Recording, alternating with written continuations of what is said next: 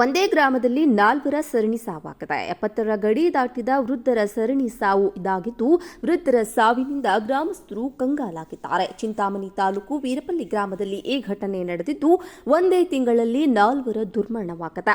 ವೃದ್ಧರ ಸರಣಿ ಸಾವಿನಿಂದ ಗ್ರಾಮಸ್ಥರು ಕಂಗಾಲಾಗಿದ್ದಾರೆ.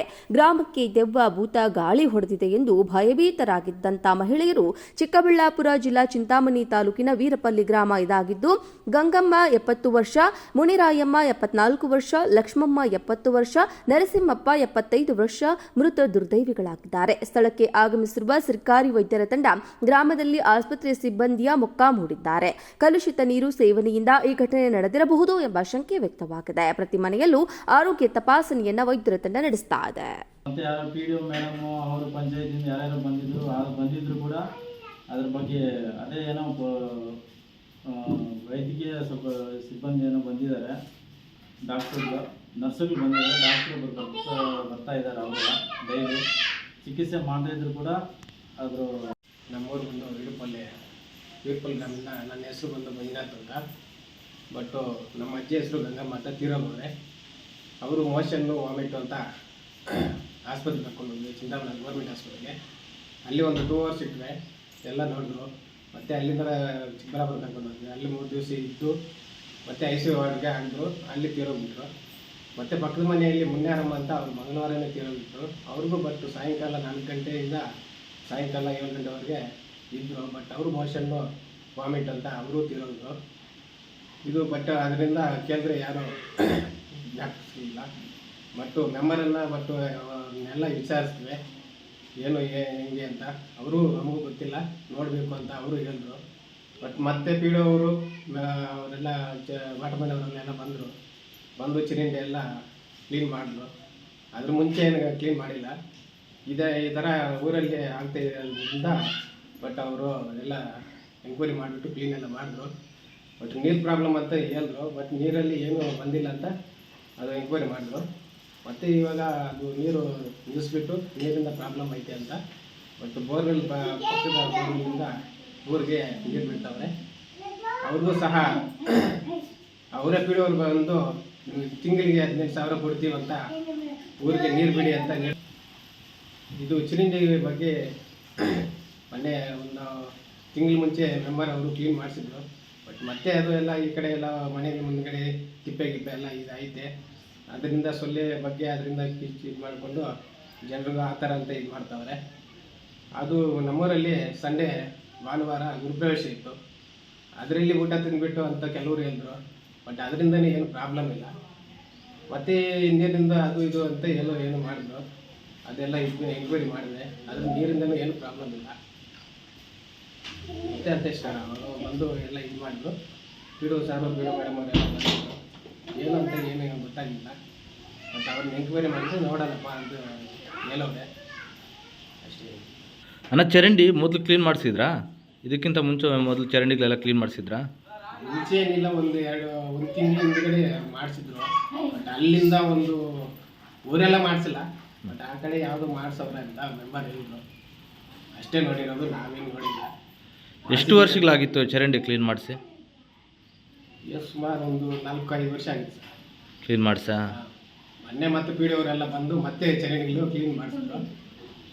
ಅದ್ರ ಮುಂಚೆ ಹಿಂದ್ಗಡೆ ಒಂದು ತಿಂಗಳ ಹಿಂದ್ಗಡೆ ಮೆಂಬರ್ ನಾನು ಮಾಡಿಸಿದ್ದೀನಿ ಅಂತ ಹೇಳಿದ್ರು. ನನ್ನ ಹೆಸರು ಸಂದೀಪ್ ಅಂತ ಹೇಳ್ಬಿಟ್ಟು, ನಮ್ಮೂರು ವೀರಪಲ್ಲಿ ಕೋಟಗಲ್ ಪಂಚಾಯತಿ. ಇದೇ ನಮ್ಮೂರಲ್ಲಿ ಜಾಸ್ತಿ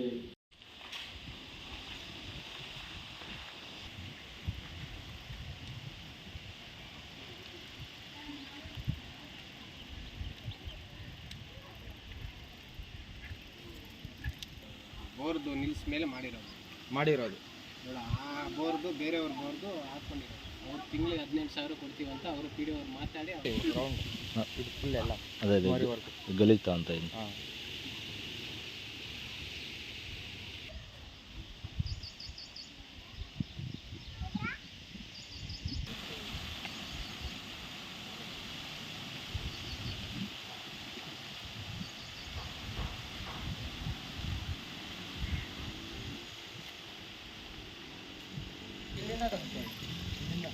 ಫುಲ್ ಲೈನ್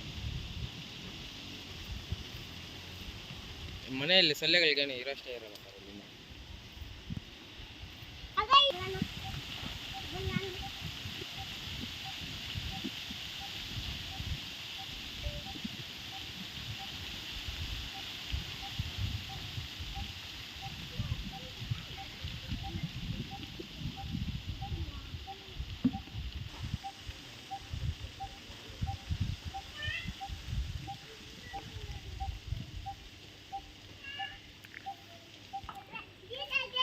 ಒಂದು 2 ದಿವಸ ಆಯಿತು ತೆಗೆದಾಕೋರು.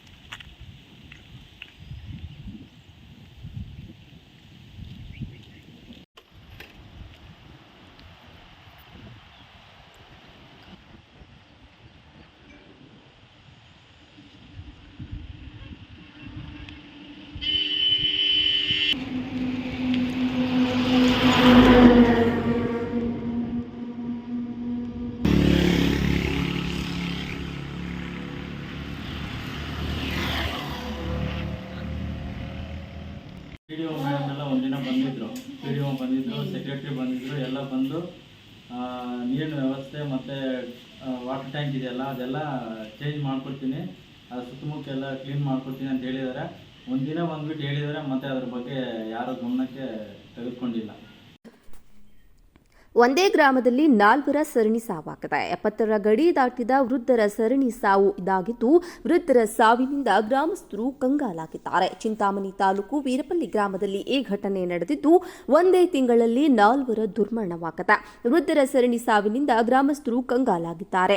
ಗ್ರಾಮಕ್ಕೆ ದೆವ್ವ ಭೂತ ಗಾಳಿ ಹೊಡೆದಿದೆ ಎಂದು ಭಯಭೀತರಾಗಿದ್ದಂತ ಮಹಿಳೆಯರು ಚಿಕ್ಕಬಳ್ಳಾಪುರ ಜಿಲ್ಲಾ ಚಿಂತಾಮಣಿ ತಾಲೂಕಿನ ವೀರಪಲ್ಲಿ ಗ್ರಾಮ ಇದಾಗಿದ್ದು, ಗಂಗಮ್ಮ 70 ವರ್ಷ, ಮುನಿರಾಯಮ್ಮ 74 ವರ್ಷ, ಲಕ್ಷ್ಮಮ್ಮ 70 ವರ್ಷ, ನರಸಿಂಹಪ್ಪ 75 ವರ್ಷ ಮೃತ ದುರ್ದೈವಿಗಳಾಗಿದ್ದಾರೆ. ಸ್ಥಳಕ್ಕೆ ಆಗಮಿಸಿರುವ ಸರ್ಕಾರಿ ವೈದ್ಯರ ತಂಡ ಗ್ರಾಮದಲ್ಲಿ ಆಸ್ಪತ್ರೆ ಸಿಬ್ಬಂದಿಯ ಮೊಕ್ಕಾಂ ಹೂಡಿದ್ದಾರೆ. ಕಲುಷಿತ ನೀರು ಸೇವನೆಯಿಂದ ಈ ಘಟನೆ ನಡೆದಿರಬಹುದು ಎಂಬ ಶಂಕೆ ವ್ಯಕ್ತವಾಗಿದೆ. ಪ್ರತಿ ಮನೆಯಲ್ಲೂ ಆರೋಗ್ಯ ತಪಾಸಣೆಯನ್ನ ವೈದ್ಯರ ತಂಡ ನಡೆಸ್ತಾ ಇದೆ.